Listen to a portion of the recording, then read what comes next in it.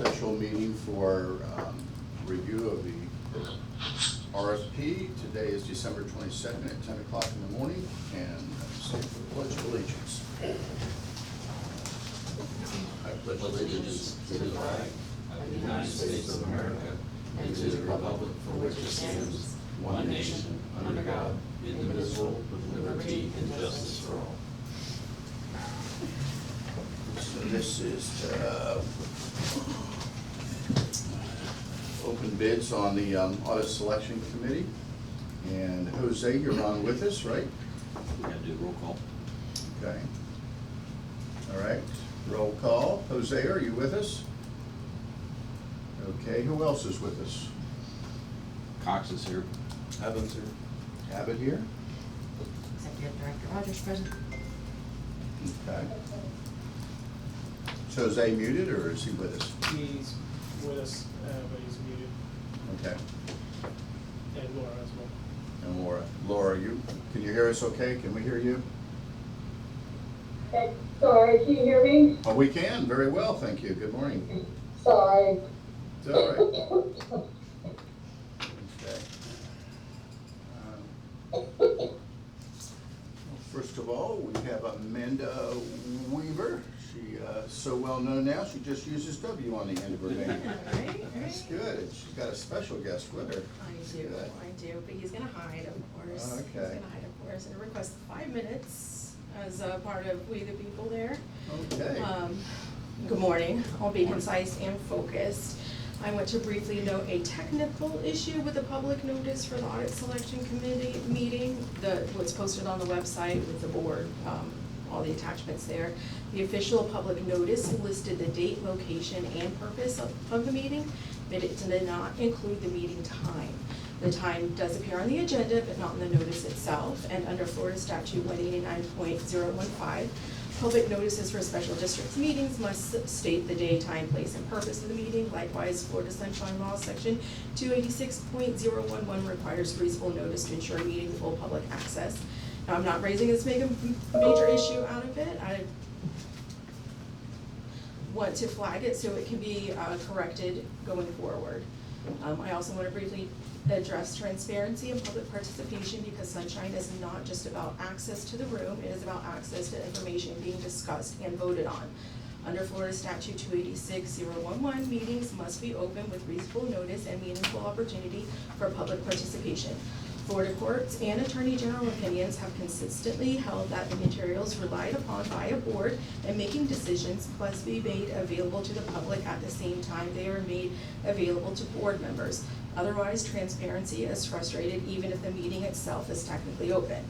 In addition, Florida Statute 119.01 declares that public records should be open for inspection so the public can evaluate the actions of government, and AGO 2013-03 makes it clear that distributing materials to decision makers without simultaneous public access undermines that purpose. That brings me to the December 16th monthly meeting, where the $2.5 million budget amendment was not included in the board packet and made available to the public prior to the meeting. As a result, the public had no meaningful opportunity to review or comment on why $2.5 million was suddenly added to the budget. That amount does not just appear. It is not something found under couch cushions.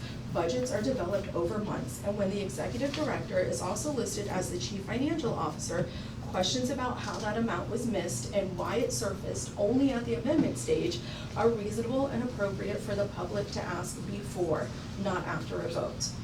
I was also contacted by a former employee who shared a concern I want to raise carefully without accusation. The gist was this: when an agency ends the year with large reserves, it naturally draws public scrutiny, particularly questions about millage rates and whether taxes could be lowered. If year-end balances are not clearly communicated, there is less attention. Whether intentional or not, the perception alone highlights why full, proactive disclosure matters. Now, I want to be clear, I don't want to just point out concerns. Transparency also means acknowledging what works well. This weekend at a Christmas party, my niece told me about a mosquito control presentation that took place at her school. She thought it was really cool. They brought in live mosquitoes so students could view them under the magnifying glasses. She learned that the male mosquitoes have little hairs on their antenna and the females do not, and that her biggest takeaway was that only female mosquito bites. That kind of education sticks. I'll also admit something I learned myself, and I'm a lifelong Florida resident. I was surprised to learn about brown-related plants and how standing water in them can contribute to mosquito breeding. I learned that from a pamphlet displayed right here in this meeting room while I was here for a public records request. That kind of simple, accessible public education is effective and it matters. My concerns have never been about the district's mission or staff. They have consistently been about governance, process, and transparency at the board level. Praise and criticism should be treated with equal openness because both serve the public interest. I hope the district continues expanding its educational outreach while the board strengthens transparency by ensuring agendas, amendments, and supporting materials are available before decisions are made. That's how trust is built. Thank you. Yep. Pass that down.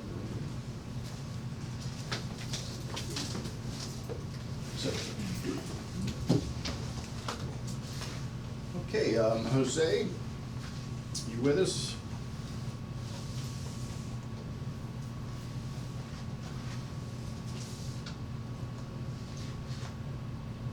Hello? Can you hear me?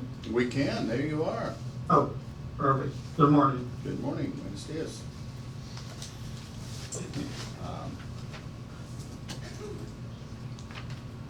Why don't you kick?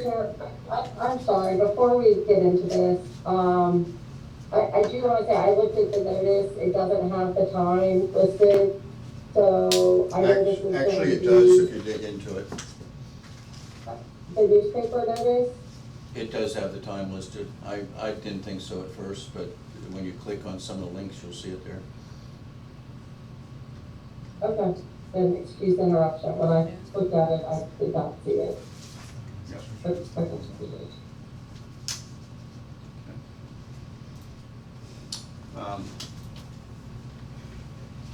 Okay, Jose. You wanna kick this off, please? Good morning. So,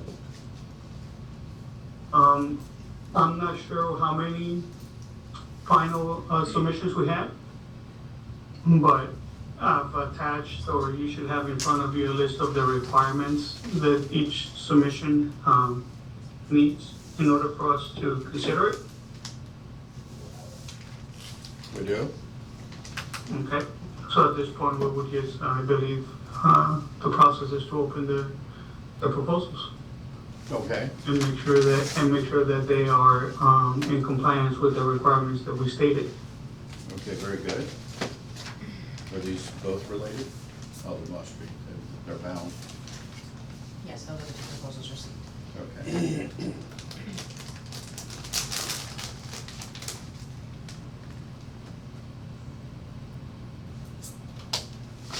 Okay, so one packet's from DG Perry, which is the current folks we have, right? Yes. Right. The second one is from, right down the street from IBM. It's Yamato Road, Boca Raton, Florida. Grau, Grau and Associates, Grau and Associates.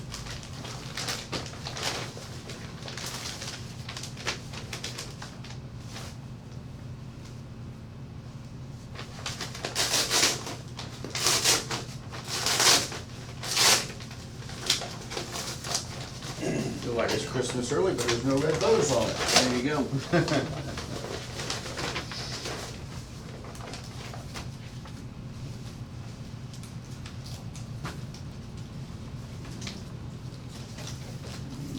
And one for you, Jose. Thank you. You're welcome.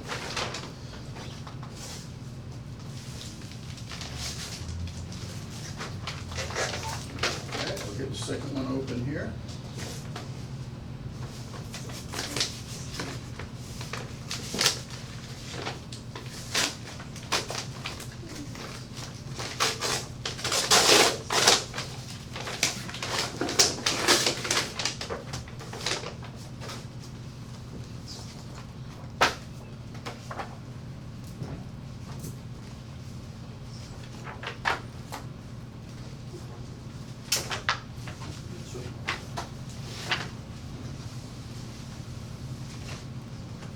Okay, so in the packet is, again, First proposal from Grau and Associates, Grau. And as I said, they're from Boca Raton, and then the second one is DG Perry CPAs. And, So at this point, I would like to just choose one and let's go through the required information and Okay. see if they've submitted it. all right, So, we'll start with, it needed to be 1 sealed and 4 complete copies, there is, yep. okay? Then they needed to state the overall size of the firm.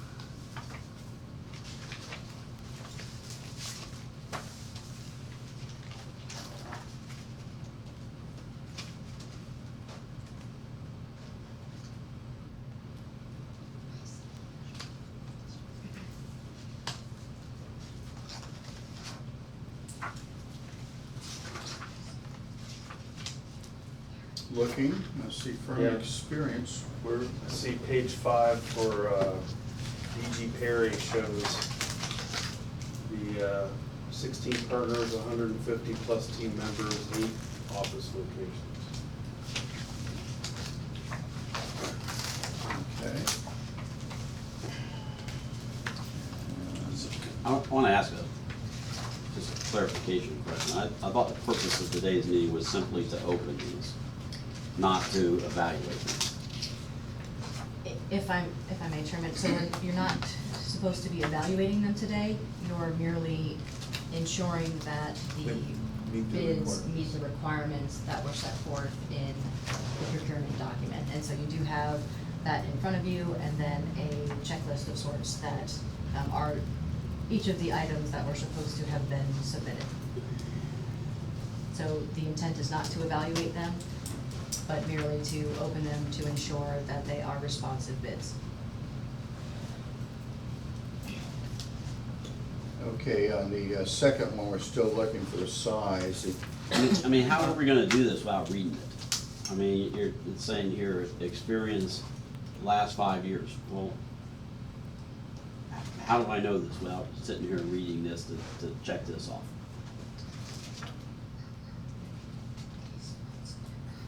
Just that they submitted something to that effect, not necessarily having to go through and verify that it's, meets all of the specs.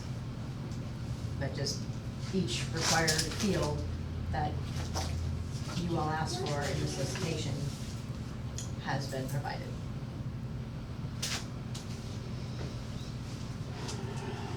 I got Grau and Associates, bottom of page 3 shows how many partners, managers, supervisors, staff. Shows their experience.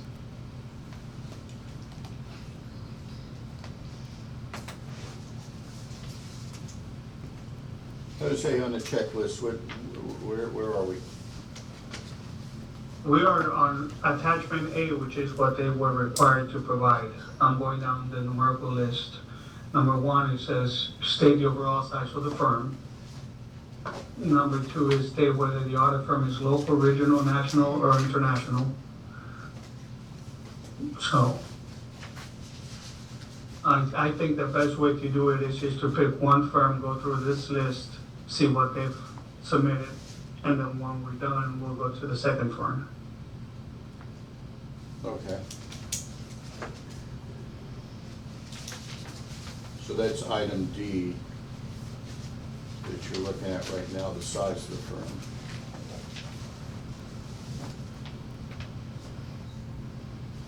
Oh, okay. Mr. Chair, I'm sorry to interrupt. And maybe I'm confused. I thought this meeting was a bid opening. They were going to be getting their packets. They had time to go home, go through them, evaluate them with the forms. So this meeting was solely to open the bid packets. That is exactly right. This So- is not a meeting to sit here and evaluate all this to determine whether or not they meet these requirements. So with every other solicitation that we have issued, when we open the bid documents, we have been advised that we need to ensure that the bids have met the requirements that we set forth in the solicitation document. And if they have, then they are responsive bids. And then we move forward in evaluating those bids. Take them home, review. So is that not what you are wanting them to do today? We normally do this with staff, right? The board is not involved in the selection committee other than for the audit. I mean, this one is unique, and so we have not done this before. So if that's not the case, then my apologies. I was trying to ensure that we were prepared for you, but if it's merely to open them, then you have sufficiently opened them. I've just never seen it done this way before. So who advised you to do that prior? So with every solicitation that we've had, that's how we've done it. When we do the bid opening, we have a checklist. Here are the things that we required in the solicitation document. And, okay, yes, they put it in here, yes, they put it in here, no, they didn't. Okay, well then we need to go back to the bidder and ask for them to clarify, or it's a non-responsive bid. Well, I mean, about the only thing I can tell you right now is that they were in one sealed original packet and there were 4 copies. Actually, they provided 5, right? So. And they arrived on time. And they arrived on time. So that's about the only thing I'm prepared to tell you right now until I read these. Okay, Laura, what are we required to do?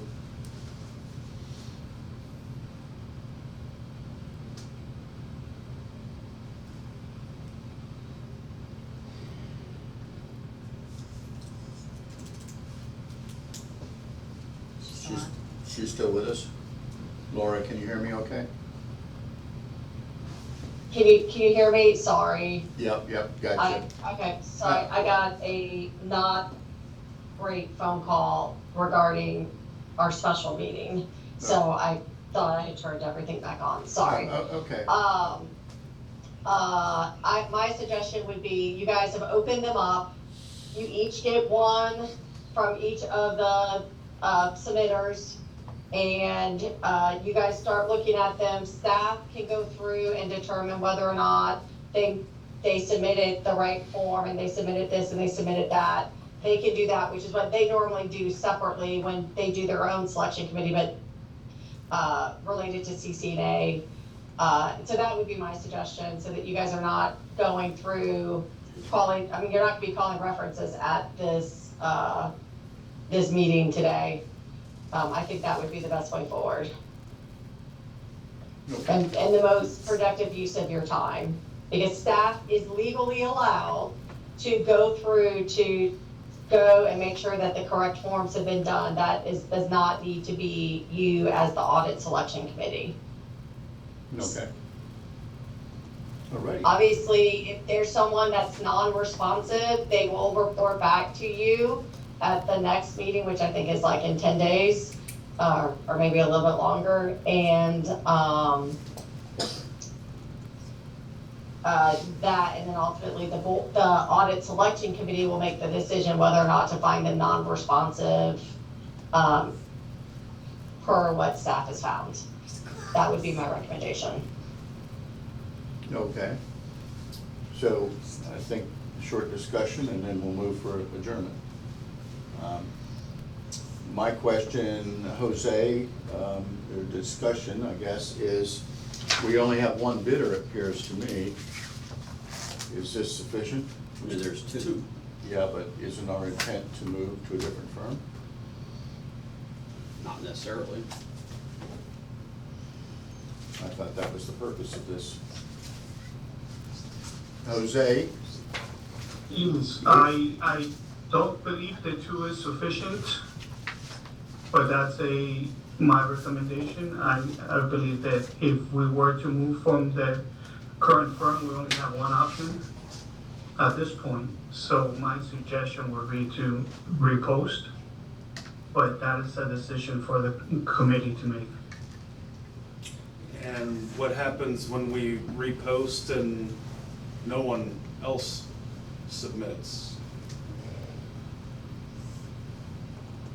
That I'm not sure. What I will would have be to- the time or the amount of time for bid submittal, what was the number of days for this one? 21 days. 21, so we're pushing it back That another was, 3 weeks? correct, that was due because we needed to start the process, for this year's audit. And what's the deadline for retaining someone for the audit? To get There's no deadline, it's just based on how fast they will conduct the audit, but it's usually a 3 or 4 month process. So even if we resolicited, it'd be what, 10 days to get it out there in the paper, and then another 21 for them to respond, and so now you're looking at delaying it another month. And Right. and we need to go through this as it is and figure out which one, I don't know. I'm with you, I'd like to cast a broader net, but unfortunately, we only picked up 2 fish, so just, We were advised when we started the process that we would not get many responses. I just didn't think there was gonna be one new firm in our existing firm. right. Well, personally, I would love more, but this is what we've got, and I'm okay with going forward with the 2 we have, just. And especially after what you just said, Jose, you know, you're not gonna get many, so cut our losses and choose from what we've got. Those are my thoughts. Well, we haven't even evaluated or read them, so I don't even know that we could choose from what we got. What are your thoughts, Mr. Commissioner Cox?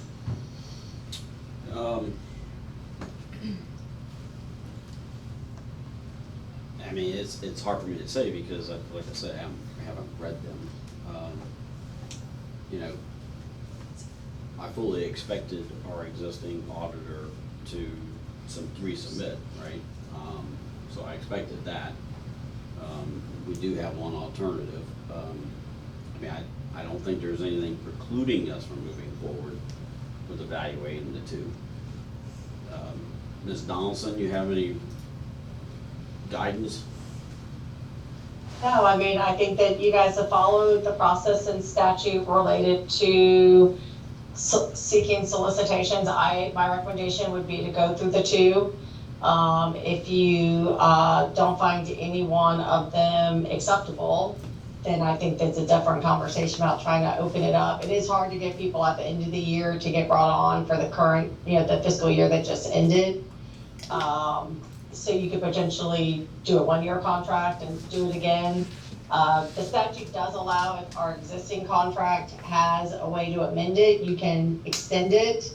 But if not, we've got to keep going through this process until you get an auditor.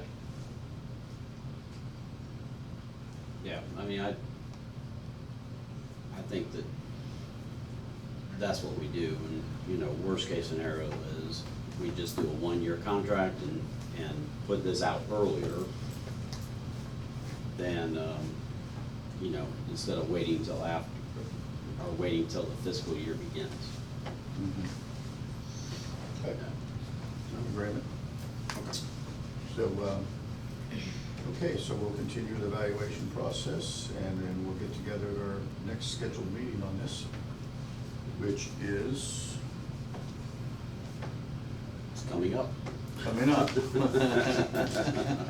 January 7th.